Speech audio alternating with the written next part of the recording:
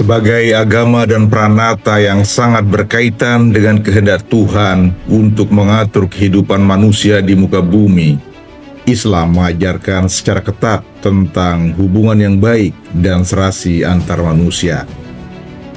Tidak boleh ada kesenjangan dan ketimpangan sosial dan ekonomi yang terlalu mencolok.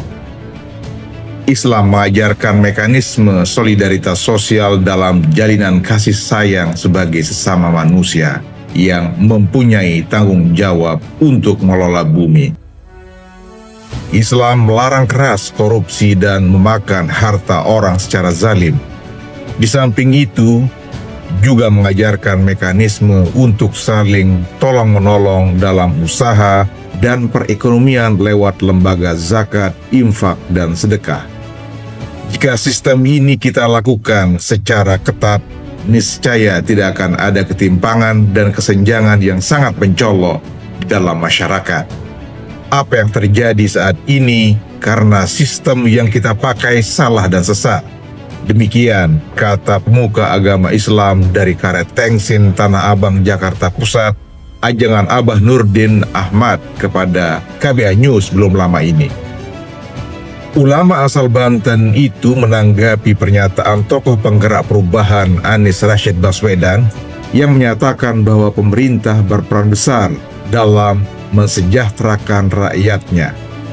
Semua itu akan tercapai jika pemerintah mampu menciptakan kesetaraan dan menutup celah bagi ketidakadilan. Kesenjangan dan ketimpangan terjadi karena ada kesan pemerintah abai dalam usaha memperbaiki kehidupan rakyat.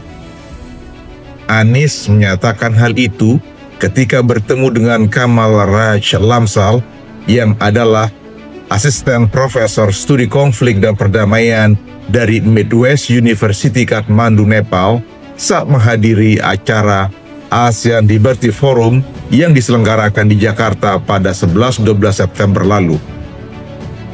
Seperti yang terlihat dalam channel YouTube pribadi Anies, keduanya mendiskusikan dinamika sosial politik yang terjadi di Nepal dan relevansinya dengan kondisi di Indonesia. Mantan Gubernur DKI Jakarta itu menegaskan, ketimpangan yang dibiarkan hanya akan menimbulkan ketidakstabilan, bahkan menyuburkan bibit konflik yang akan mengancam persatuan. Apalagi jika praktik intervensi politik dalam sistem peradilan terus terjadi yang seringkali malah membuat ketidakadilan semakin marak dan mencemaskan, kata Anies. Dari pengalaman Nepal itu, mantan Capres 2024 itu menekankan perlunya Indonesia belajar agar tidak terjebak dalam krisis serupa.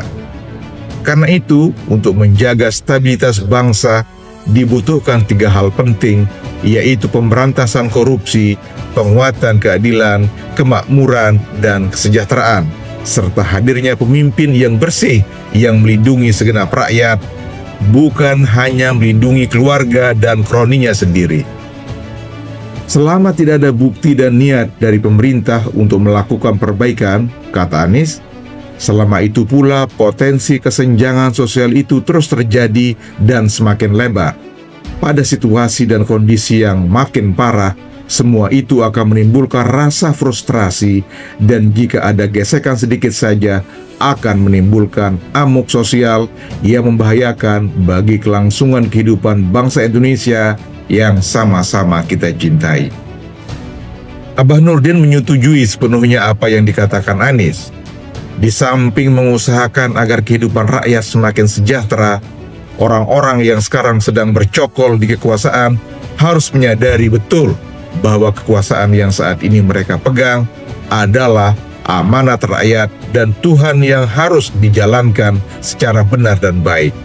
Karena itu, Abah setuju dengan Pak Anies tentang 3 hal yang penting dalam menjalankan pemerintahan agar rakyat bisa sejahtera dan makmur, kata mantan Ketua Pengurus Wilayah Matlaul Anwar DKI Jakarta itu. Pemimpin dan pemegang kekuasaan, katanya, adalah seorang yang memberikan contoh tentang hidup baik kepada rakyatnya. Dalam istilah Islam disebut uswatun hasanah.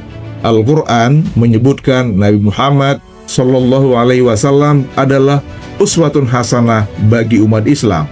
Karena itu, seorang pemimpin Indonesia yang mayoritas beragama Islam harus menjadikan Rasul sebagai contoh dan teladan dalam kehidupan sehari-hari.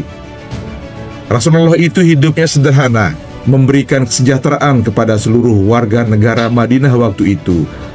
Beliau tidak korupsi walaupun memegang harta yang sangat banyak. Beliau pun tidak pamer karena istri-istri dan keluarga beliau diajarkan hidup apa adanya. Beliau pun tidak pernah flexing atau pamer kekayaan dan harta secara mencolok yang menimbulkan iri hati. Apakah ada pemimpin Indonesia seperti itu sekarang? Dipastikan tidak ada. Kita pernah merasa ditipu oleh seseorang yang seolah-olah hidup sederhana, lalu kita pilih dia menjadi presiden selama 2 periode. Ternyata dia adalah seorang penipu, pembohong. Apa yang dikatakan bertentangan semuanya dengan yang dia lakukan. Keluarganya hidup mewah bertentangan dengan kondisi rakyat yang untuk makan sehari-hari saja sangat susah, kata salah seorang pengurus MUI DKI Jakarta itu. Maka tambahnya, problem kita sekarang adalah mencari pemimpin rakyat yang berusaha keras untuk memperbaiki hidup dan kesejahteraan seluruh warga negara, bukan pemimpin palsu yang beda kata dan perbuatan. Jika kita gagal, maka bisa jadi kerusuhan di Nepal terjadi juga di sini, bahkan dalam skala yang lebih masif dan menghancurkan. Demikian kata Ajengan Abah Nurdin Ahmad.